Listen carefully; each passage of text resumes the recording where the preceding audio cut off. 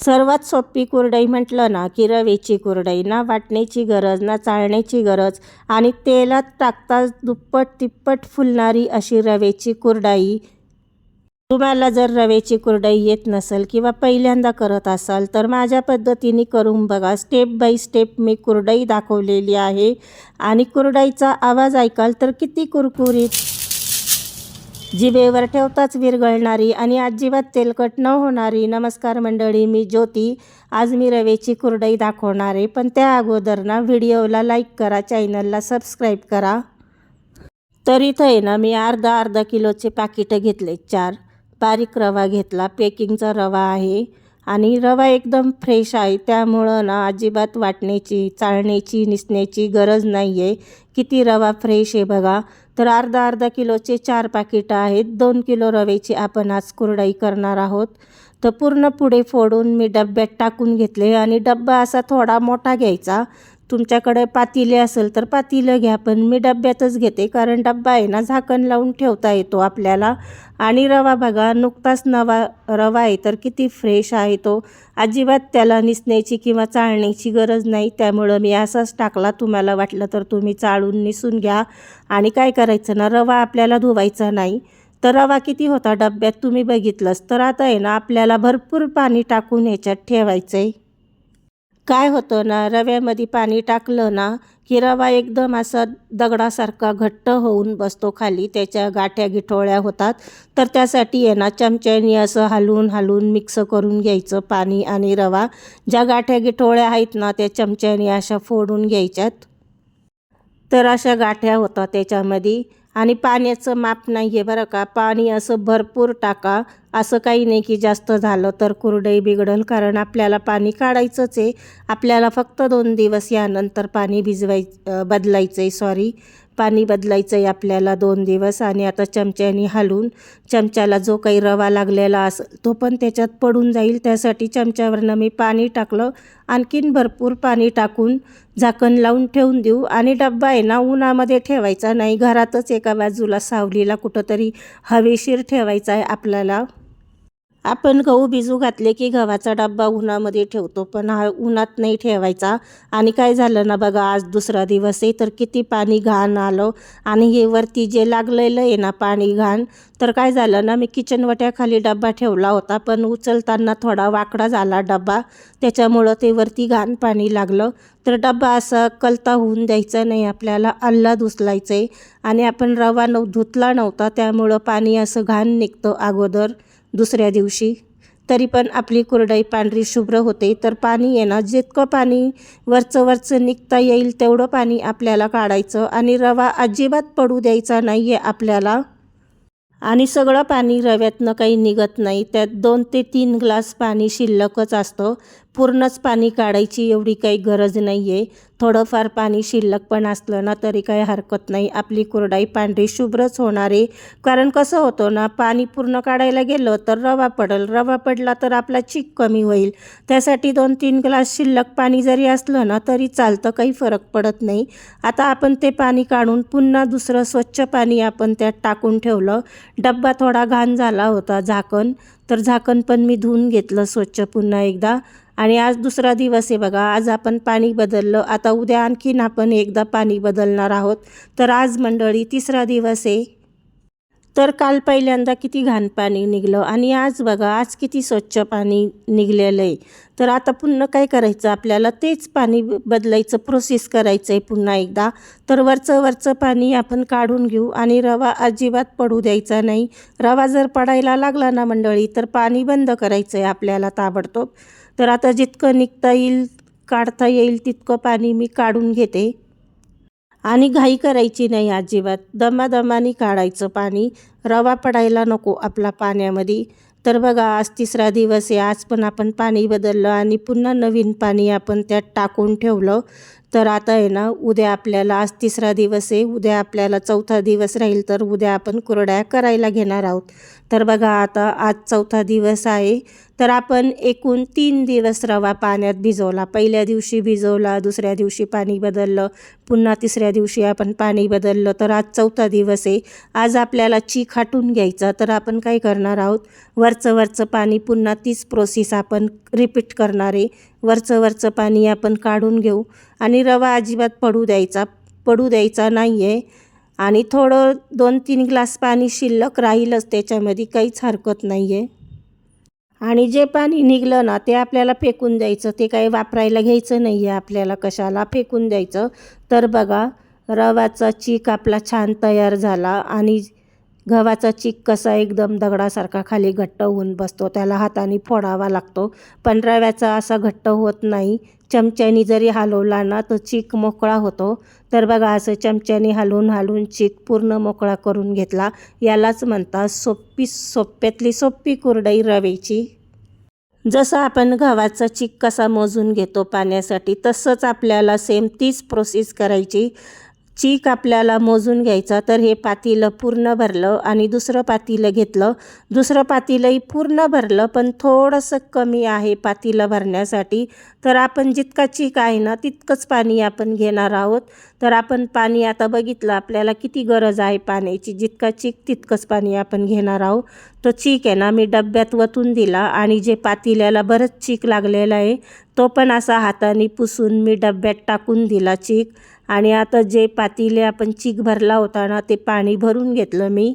तर बघा, हे पातेलं अख्खं चीक होता ना, तर आपण अख्खं पातेलं भरून हे पाणी घेतलेलं आहे. आणि हे दुसरं पातेलं थोडं चीक कमी होता पातेलं भरण्यासाठी, तर तितकंच आपण पातेलं भरायला थोडं कमी, तितकंच पाणी आपण बरोबर बेतानंच घेतलं आहे मोजून.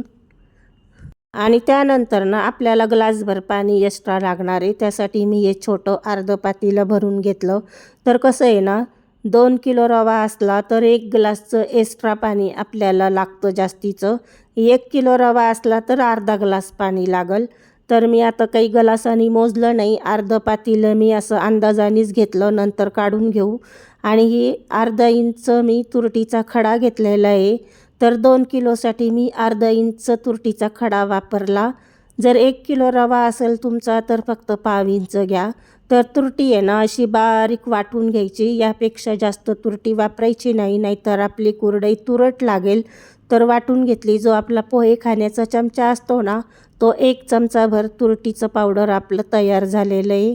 आणि आता पाण्याला आहे ना, छान कडक पाणी असं गरम झालं आहे. त्यात आपण तुरटी पण टाकली आणि मीठ तुमच्या चवीनुसार टाका. तर मला आहे ना, थोड्या कुरडया खारट लागतात, त्यामुळं ना मी थोडं मिठाचा वापर जास्त करते. कारण कुरडई आहे ना, आपण नेहमी आमरस बरोबर खातो, त्यासाठी मी थोडं मिठाचं प्रमाण जास्त ठेवते. पण तुम्ही तुमच्या आवडीने टाका. तर आता आहे ना, मी तुरटी आणि मीठ टाकून छान असं चमच्याने एकदा हलवून घेतलं. आणि आता पाण्याला आहे ना, छान उकळी आली. जे आपण जास्तीचं पाणी टाकलं होतं एक्स्ट्रा, ते पाणी आपण अर्धं पातेलं पुन्हा काढून बाजूला करून घेणार आहे. तर चीक टाकण्या अगोदर जे एक्स्ट्राचं पाणी असतं ते अगोदरच काढायचं बरं का, नाही तर मग चीक आपला पातळ होईल. तर आहे ना, आता पटकन मी गॅस बारीक केला पाण्याला उकळी आल्यानंतर आणि पटकन चीक वतून दिला. किंवा मग असं लागतं ना, एक जण चीक टाकायला आणि एक जण चीक हटायला. पण माझ्याकडे आहे ना, आता सगळेजण झोपलेले घरामध्ये, मी 6 वाजता उठले चीक हटण्यासाठी. तर त्यामुळं तर मी काय केलं, पटकन आधी चीक टाकून घेतला गॅस बारीक करून आणि लवकर हटायला सुरुवात केली. आणि ते जे आपण पाणी काढलेलं होतं ना, तर त्यातलं 1 ग्लास पाणी मोजून, त्या डब्याला भरपूर चीक लागलेला होता ना, हे बघा. तर ह्या डब्यामध्ये आहे ना, मी 1 ग्लास पाणी टाकून, ते गरम पाणी टाकून डब्बा धुवून मी त्या चिकाच्या भांड्यात ओतून घेतला. तर फक्त 1च ग्लास पाणी आपल्याला जास्तीचं लागतं. तर बघा, अर्धं पातेलं आपण घेतलं होतं, त्यातलं मी फक्त 1च ग्लास घेतला डब्बा धुण्यासाठी. तर आता भाची सुनाला हाक मारली, ती येते पातेलं धरण्यासाठी. तर आता आहे ना, गॅस मध्यम करून घेतला मी, मध्यम आचेवरती. आणि कसं असतं ना, चीक पातळ असतो तोपर्यंत हटायला सोपा जातो. नंतर तो जसा शिजल तसा जड जातो हाटायसाठी, कारण चीक आपला घट्ट होत जातो.